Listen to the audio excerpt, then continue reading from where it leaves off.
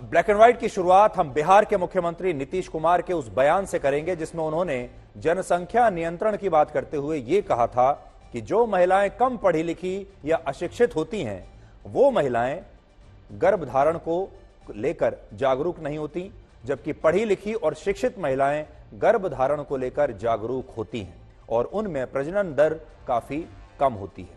नीतीश कुमार ने यह बयान असल में कल दिया था और कल से ही पूरे देश में इस बयान की चर्चा हो रही है और बयान के जरिए वो ये कहना चाहते थे कि जो पढ़ी लिखी महिलाएं होती हैं वो जो है गर्भधारण नहीं करती हैं और अशिक्षित महिलाएं उनकी तुलना में ज्यादा गर्भधारण करती हैं।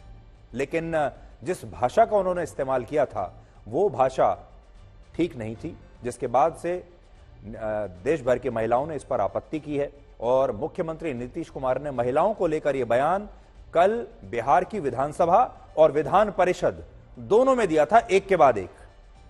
लेकिन जिन शब्दों में उन्होंने अपना यह बयान दिया वो शब्द ऐसे नहीं थे कि हम आपको वो शब्द दिखा सके। 72 साल के नीतीश कुमार उस बिहार के मुख्यमंत्री हैं जो आबादी के मामले में उत्तर प्रदेश और महाराष्ट्र के बाद देश का तीसरा सबसे बड़ा राज्य है और नीतीश कुमार इस राज्य के वो नेता हैं जो भारत के प्रधानमंत्री बनने का सपना देखते हैं। लेकिन दूसरी तरफ वो महिलाओं की शिक्षा को सिर्फ यहीं तक आंकते हैं कि यह शिक्षा महिलाओं को गर्भधारण के बारे में जागरूक करती है। असल में जो पूरी बात हो रही थी ये महिलाओं के शिक्षित होने को लेकर हो रही थी और महिलाओं की शिक्षा को लेकर नीतीश बाबू का दिमाग, उनकी सोच सिर्फ वहीं तक गई कि अगर महिलाओं को शिक्षित कर दिया जाए तो वो गर्भधारण नहीं करेंगी और अगर महिला अशिक्षित रहेंगी तो वो जल्दी जल्दी गर्भधारण करेंगी। सोचिए, जब कोई पुरुष शिक्षित होता है तो उसके बारे में कहा जाता है कि वो पुरुष अपने जीवन में कुछ अच्छा करेगा, अपने परिवार के लिए तरक्की का साधन बनेगा, किसी बड़े पद पर जाएगा, समाज के लिए कोई काम करेगा, किसी बड़े दफ्तर में किसी अच्छे पद पर जाएगा या कुछ भी तरक्की का काम करेगा। उसके बारे में ऐसा कहते हैं। सफल पुरुष के बारे में हमेशा उसके करियर के बारे में बात की जाती है, तब उसे शिक्षित माना जाता है कि आप अपने बच्चे को, अपने बेटे को इसलिए पढ़ाते हैं ताकि वो बड़ा होकर कोई बड़ा आदमी बनेगा, कुछ अच्छा काम करेगा। लेकिन जब कोई महिला शिक्षित होती है तो उसकी सारी शिक्षा को गर्भधारण यानी प्रेगनेंसी तक ही सीमित मान लिया जाता है और महिलाओं को एक वस्तु यानी ऑब्जेक्ट की तरह पेश किया जाता है और यह हमारे देश की राजनीति में, हमारे देश के ज्यादातर पुरुष नेताओं की सबसे बड़ी कमी यही है, उनकी सोच। मुख्यमंत्री नीतीश कुमार ने अपने इस बयान के लिए भले ही बिना शर्त माफी मांग ली है, लेकिन बिहार की विपक्षी पार्टियां अब उनसे इस्तीफा मांग रही हैं और यह मामला अब अदालत में भी पहुंच चुका है।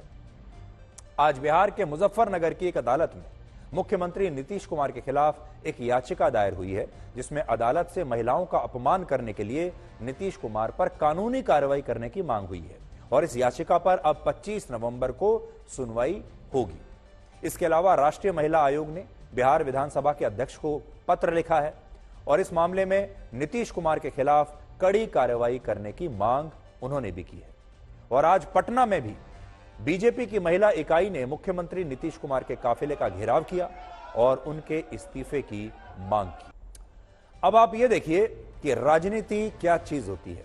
मुख्यमंत्री नीतीश कुमार ने तो आज विधानसभा में स्वयं की निंदा करते हुए अपने बयान के लिए माफी मांग ली, लेकिन उनकी पार्टी के नेता और उनके सहयोगी लालू यादव की पार्टी के नेता अब भी पूरी बेशर्मी के साथ नीतीश बाबू के इस अपमानजनक बयान को सही ठहराने में जुटे हुए हैं।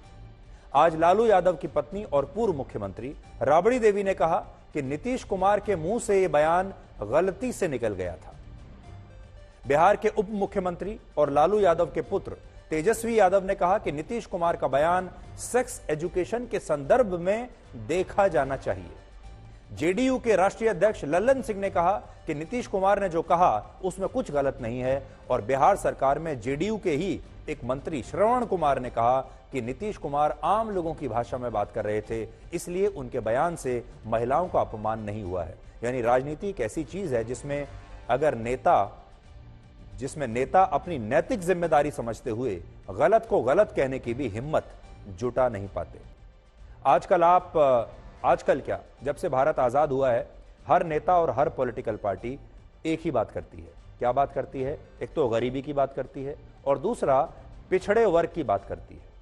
आप सोच लीजिए, जब से हम आजाद हुए हैं हर नेता ने अपने भाषण में यही कहा है कि वो गरीबी मिटा देंगे, और हर नेता ने यह कहा है कि जो पिछड़ा वर्ग है उसको भी हम मुख्य धारा में लाएंगे और वहां तक विकास को पहुंचाएंगे। फिर ऐसा कैसे हुआ कि 7 दशक बीत चुके हैं, अब तो 8 दशक पूरे होने वाले हैं, ना तो हमारे देश से गरीबी गई है और ना ही पिछड़े वर्ग का उत्थान हुआ है। इस दौरान हमारे देश में बड़े बड़े नेता बन गए, बड़ी बड़ी पार्टियां बन गई गरीबी के नाम पर, बड़ी बड़ी पार्टियां बन गई पिछड़ों के नाम पर। आजकल आपने देखा होगा कि बहुत सारी पार्टियां ऐसी हैं जो सिर्फ गरीबी और पिछड़ों की पार्टी अपने आप को बताती हैं, गरीबों की पार्टी बताती हैं। तो क्या जब ये गरीबों की पार्टी और पिछड़े वर्ग की ये पार्टियां जब सत्ता में आती हैं तो क्या पिछड़े वर्ग को कोई फायदा होता है? क्या गरीब गुरबा की पार्टी, अपने आप को कहने वाली पार्टी, जब सत्ता में आती है तो क्या गरीबों को फायदा होता है, या ये फायदा सिर्फ वोट तक है? अब सवाल यह है कि क्या किसी पिछड़े वर्ग के नेता को अगर मुख्यमंत्री बना दिया जाए तो क्या उससे पिछड़े वर्ग के लोगों का खास तौर पर ज्यादा विकास होता है? हम आपको गाजा लेकर चलेंगे, जहां इजराइल ने हमास के ठिकानों पर बुलडोजर चलाने शुरू कर दिए हैं और इजराइल की जो सेना है वो गाजा में प्रवेश कर चुकी है और अब वो धीरे धीरे हमास के आतंकवादियों को ढूंढ ढूंढ कर निकाल रही है। वो हमास की सुरंगों में प्रवेश कर चुकी है और सुरंगों में से अब हमास के आतंकवादियों को निकाला जा रहा है, उन्हें मारा जा रहा है। इजराइल की सेना ने एक वीडियो जारी किया है आज, जिसमें बताया है कि उसने गाजा में हमास की 130 सुरंगों को ढूंढकर उन पर बुलडोजर चला दिया है, जिनका ये वो सुरंग है जिनका इस्तेमाल हमास के आतंकवादी हथियार रखने और इजराइल पर रॉकेट दागने के लिए किया करते थे और छुपने के लिए किया करते थे। गाजा में हमास के पास 500 किलोमीटर लंबा एक सुरंगों का नेटवर्क है। सोचिए 500 किलोमीटर, जिसमें दिल्ली मेट्रो जैसे लगभग 4 टनल नेटवर्क तैयार हो सकते हैं। इतना बड़ा नेटवर्क है हमास का।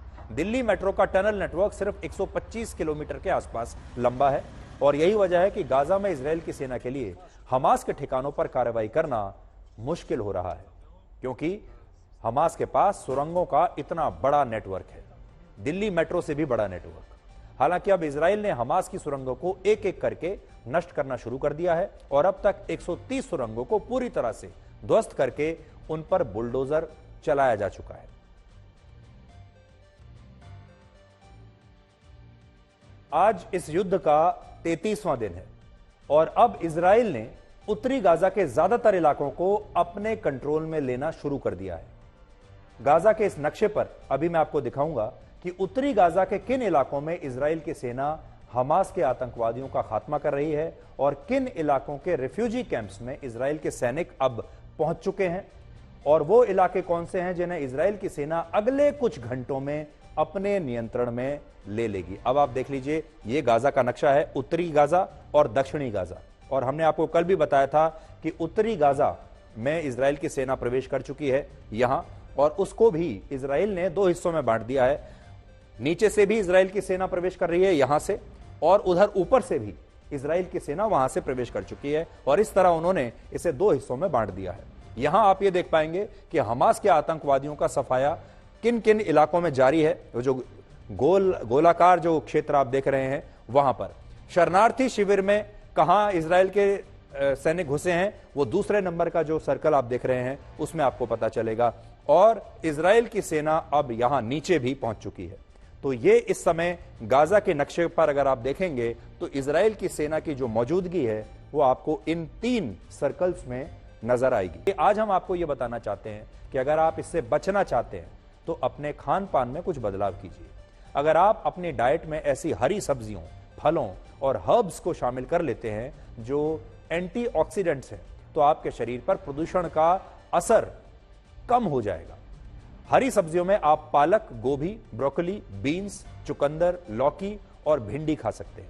इन सभी सब्जियों में विटामिन और मिनरल्स काफी ज्यादा होते हैं और इन सारी सब्जियों को हम एंटीऑक्सीडेंट्स कहते हैं। यानी इन सब्जियों को खाने से शरीर में मौजूद टॉक्सिन्स और प्रदूषण के कणों को बाहर निकाला जा सकता है। अगर आप खट्टे फल यानी सिट्रस फ्रूट्स खाते हैं तो ये भी आपके प्रदूषण से आपको बचा सकते हैं, और इनमें भी संतरा, नींबू, आंवला या ग्रेप फ्रूट्स ऐसे फल हैं जिनमें विटामिन सी की मात्रा ज्यादा होती है, और जब आपके शरीर को भरपूर मात्रा में विटामिन सी मिलता है तो प्रदूषण का शरीर पर असर कम होता है और शरीर में प्रदूषण के कण तब टिक नहीं पाते। इसके अलावा स्ट्रॉबेरीज और ब्लूबेरीज खाने से प्रदूषण के कण बॉडी सेल्स को डैमेज नहीं कर पाते। अगर आप खाने में अदरक, पीपली, अजवाइन, काला जीरा और तुलसी के पत्ते इस्तेमाल करते हैं या इन सबको उबालकर चाय के साथ पीते हैं तो भी आप प्रदूषण के बुरे कि क्या इलाहाबाद और फैजाबाद के बाद अब उत्तर प्रदेश के मुख्यमंत्री योगी आदित्यनाथ अलीगढ़ का नाम हरिगढ़ करने वाले हैं। अलीगढ़ नगर निगम ने सर्वसम्मति से एक प्रस्ताव पारित करके अलीगढ़ का नाम हरिगढ़ करने की सिफारिश की है और अब यह प्रस्ताव राज्य सरकार के पास भेज दिया गया है। उत्तर प्रदेश का अलीगढ़ शहर अपने तालों के लिए मशहूर है, लेकिन क्या आपको पता है कि पिछले 250 वर्षों से इस शहर का असली नाम मानसी गुलामी के ताले में बंद है।